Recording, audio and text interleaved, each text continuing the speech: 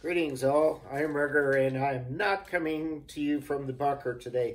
Hey, a couple of things let's talk about today.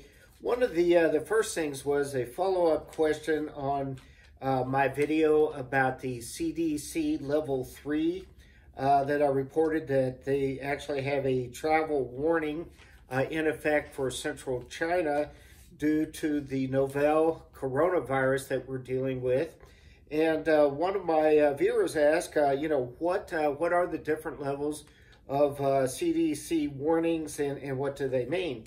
And actually, the CDC does have a very intricate systems of alerts and warnings, and their travel notices actually have 3 levels. So level 1 is green, which indicates that you should practice usual precautions for the destination.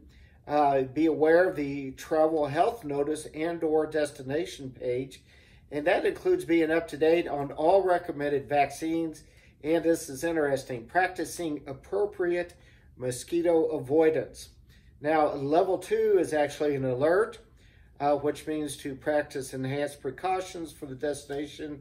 The travel health notice describes additional precautions and defines specific at-risk populations.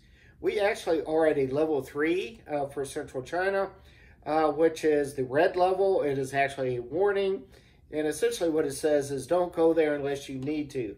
So avoid all non-essential travel to this destination. The outbreak is of high risk to travelers and no precautions are available to protect against the identified increased risk. So very interesting stuff here. And, when we talk about, I think the media throws out a lot of these terms, and a lot of times we don't define actually what they mean. This is the highest level of a travel advisory that the CDC does give.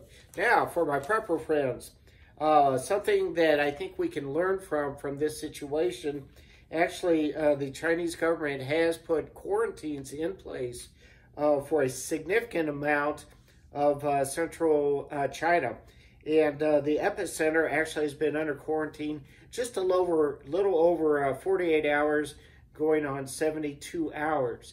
Social media is blowing up today with people asking for help. They are out of food and medical supplies. If, in fact, you do not have enough food in the place that you reside, your house, your apartment, wherever you're living, to make it through 3 days without going to the store, you're probably not doing it correctly. Additionally, I'd like to note that central China also produces a lot of the medicines and medical supplies, the equipment that we use here in the United States.